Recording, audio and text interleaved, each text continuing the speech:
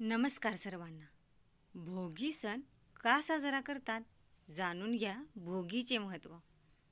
पौष महिन्यात हिंदूंच्या संक्रांत या सणाच्या आदल्या दिवशी म्हणजे 13 जानेवारीला भोगी हा सण साजरा करण्याची पद्धत आहे. मकर संक्रांतीच्या आदल्या दिवशी भोगी हा सण साजरा केला जातो. पौष महिन्यात हिंदूंच्या संक्रांत या सणाच्या आदल्या दिवशी म्हणजे 13 जानेवारीला भोगी हा सण साजरा करण्याची पद्धत आहे. मकर संक्रांतीच्या आदल्या दिवशीला भोगी असे म्हणतात. या दिवशी तीळ लावलेल्या भाकऱ्या, लोणी, पापड, वांग्यांचे भरीत, चटणी आणि खमंग खिचडी असा लज्जतदार जेवणाचा बेत आखला जातो. मकर संक्रांतीच्या रंगात रंगल्या बाजारपेठा. माणसांच्या परस्पर संबंधामध्ये स्नेह व माधुर्य यावे असा संदेश या सणांच्या माध्यमातून दिला जातो. उत्तर भारतात संक्रांतीला खिचडी संक्रांती असे म्हणतात.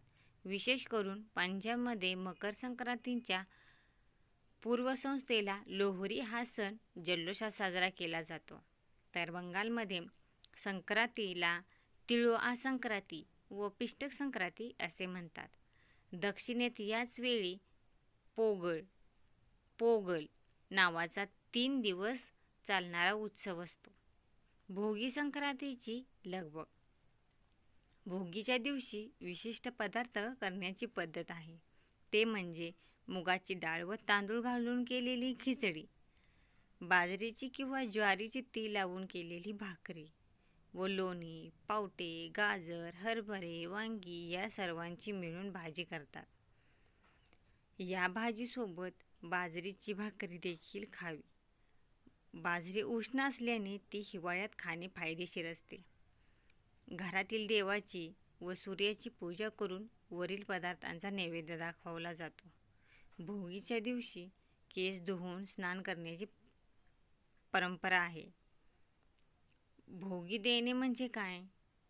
भोगीच्या दिवशी वरील पदार्थ करून सुवासिनींना जेवणासाठी बोलवले जाते.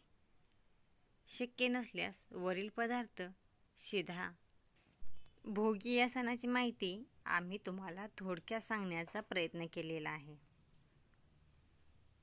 व्हिडिओ आवडल्यास लाईक करा, शेअर करा आणि नक्की सबस्क्राईब करा.